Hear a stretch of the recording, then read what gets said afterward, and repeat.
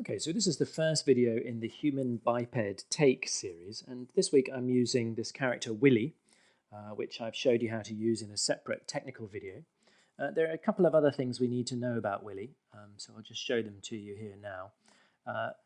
You want to turn his pole vectors on, and in order to do that you need to go to this little control here and scroll down to pole vector vis and change that switch to 1, and that will bring in the pole vector visibility.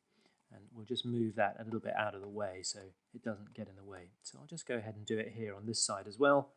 Scroll down there, pole vector 1, visibility, and we'll just move that. Oh, where's our pole vector gone? Oh, there it is. So we'll just select that and then move that out of the way. Okay, so now we've got Willy pretty much ready to start animating. Just going to move the eye control slightly out of the way. So what I'm going to do now is to import a set. So I'm going to go to File, Import, and I'm going to go to my desktop, and I'm going to import a set from my collection of various sets that I've downloaded over the years in my Assets folder from, whoops, gone up to the wrong place. So we want to go to Sets here, various sets that I've downloaded from TurboSquid and other places. And the one I think I'm going to use is the chapel. And this is a nice little rig, or a nice little set taken from TurboSquid. And it's free. If you go to TurboSquid and you look for chapel, you will find it. Now, obviously, it's much too big. You can see it's coming in far too big. I'm also going to I'm going to turn off the textures. So I'm pressing 5 on my keyboard, so we're not in textured mode.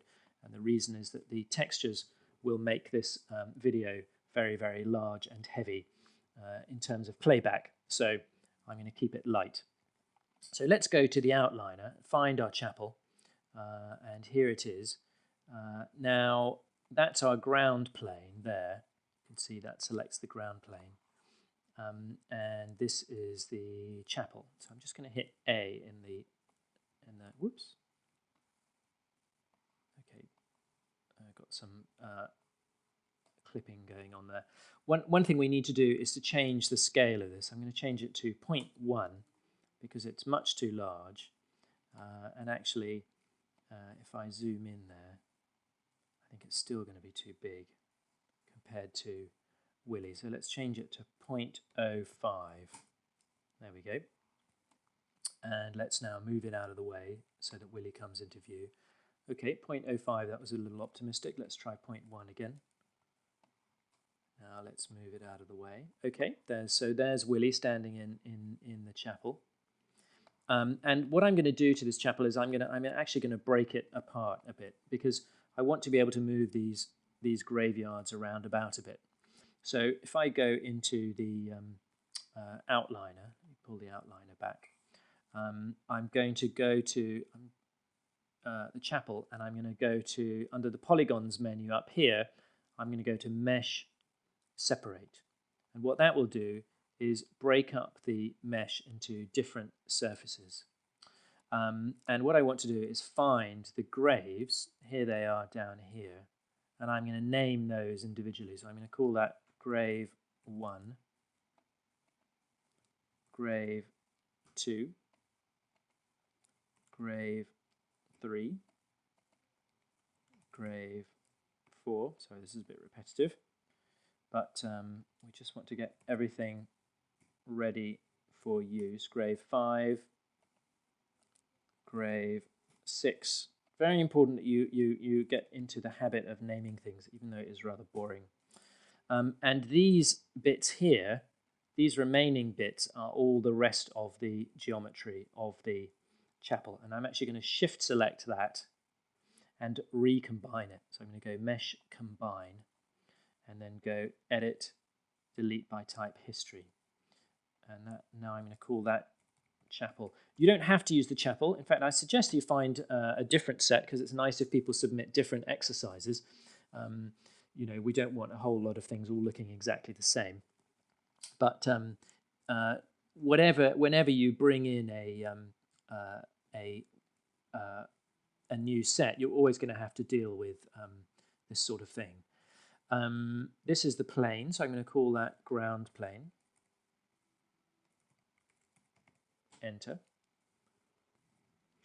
And now let's go ahead and zoom in towards the character. And now that we've set everything up, we'll go ahead and create a camera.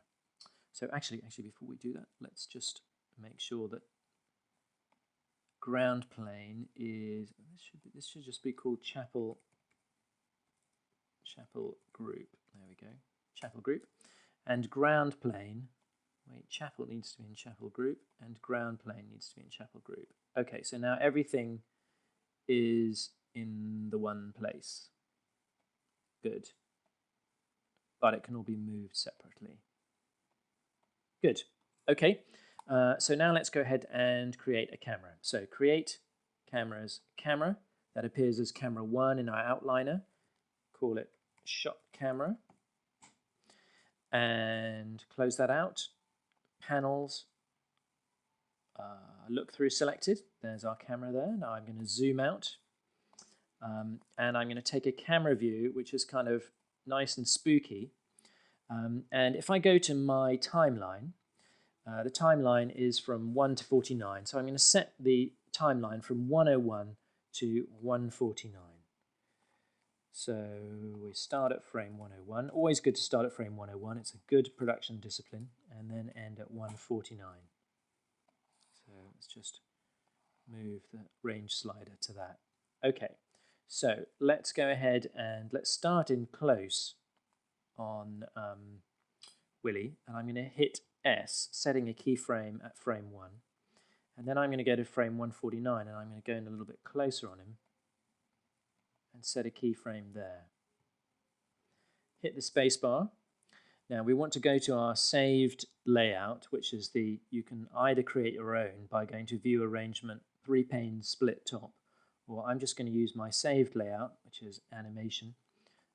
And there we go, shot camera on the right, perspective view on the left. And right now we've got the shot camera selected, so I'm going to hit A in the graph editor.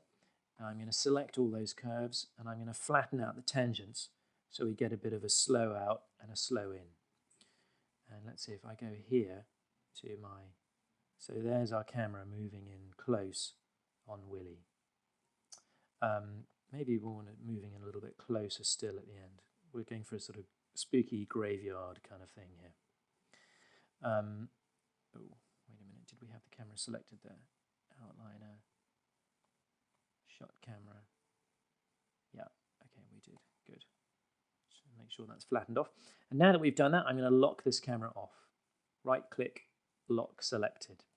And one more thing I need to do is go to Windows Outliner, select the chapel, and create a layer for it. So layers, create empty layer. It'll be coming as layer 1. And let's make it grey, and let's call it chapel Geo, like that. And what that will do is allow us to right-click, add selected objects to the layer editor, and then if I go V, turn off the V, I can turn off the chapel. So now if I go to my camera view, if I turn on the camera gate, I should be able to zoom in there on Willy while he's going to do his take. So let's just turn everything on again. And let me just make sure that I've got my camera locked off. Shot camera, yeah, that's all locked off. That's all good. So now we need to, actually we should have done this before. We need to go to project window and create a new project. I've actually already done it, but there it is, it's Willy Take. So you just here you go new, and then once that's done, you set to your project. So that's set project, Willy Take, set, and now we're ready to save. And then I'm going to go ahead and save my project, and in the next video we'll start blocking out the animation.